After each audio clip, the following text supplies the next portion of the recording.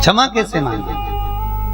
देखो हर चीज का एक क्रम होता है। शंकर जी को बेलपत्र चढ़ाने का भी एक क्रम होता है। शिव जी को बेलपत्र कैसे चढ़ाना चाहिए? शंकर जी को बेलपत्र, जैसे वो सामने जलाधारी दिख रही है आपको, वो जलाधारी जो है पहली बेलपत्र शिव जी की जलाधारी पर चढ़ाना चाहिए। कहाँ चढ़ाना चाहिए?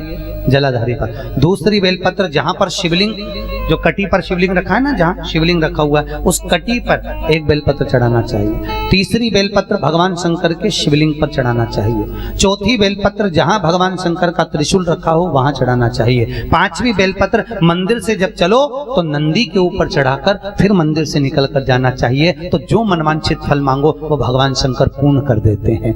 बेलपत्र चढ़ाने का भी तरीका,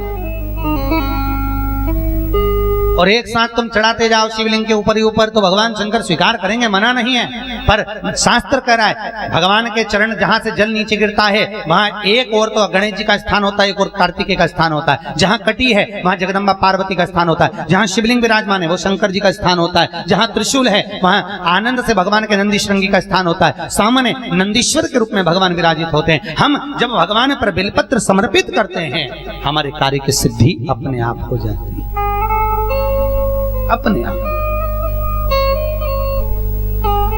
क्यों कहा जाता है? जिस व्यक्ति को चश्मा उतारना हो, आंखें कमजोर हो गई हो, शिवरात्रि के दिन रात को 12 बजे शंकर भगवान पर थोड़ा सा शहद चढ़ा दीजिए। उस शहद को उंगली से निकाल लो, शीशी में रख लो। 1 महीने तक काजल लगाएं, इसे शहद लगाइए। 1 महीने लगाओ, 15 दिन आप लगाओगे, अंतर मालूम पड़ जाएगा। चश्मे का नंबर अपने आप समाप्त हो जाएगा और चश्मा आंखों से उतर जाएगा। शिव की ज्योति में वो ज्योति प्रकट है, इसलिए तो उसको क्या कहते हैं? ज्योतिर्लिंग।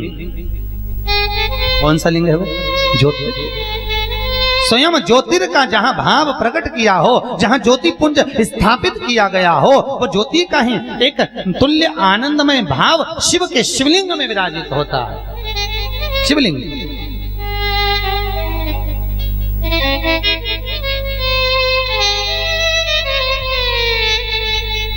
जो बच्चा पढ़ाई में कमजोर होता है, जिसको लिखना नहीं आता, बच्चे लोग याद तो कर लेते हैं पर कॉपी में लिख नहीं पाते, उसको एक ही बात कहो, शंकर जी के मंदिर में जाओ, चंदन घस के ले जाओ और चंदन को 3 उंगली से उस शिवलिंग पर उस बच्चे को ओम बनाना सिखाओ। शिवलिंग पर जो बच्चा ओम बनाना पूरा चालू कर देता है उस बच्चे को माँ फिर हाथ पकड़ के नहीं पढ़ाती, वो बच्चा अपने आप लिखना चालू कर देता है। केवल शिवलिंग पर ओम लिख देने पर उसको कर्मता दिखाइए।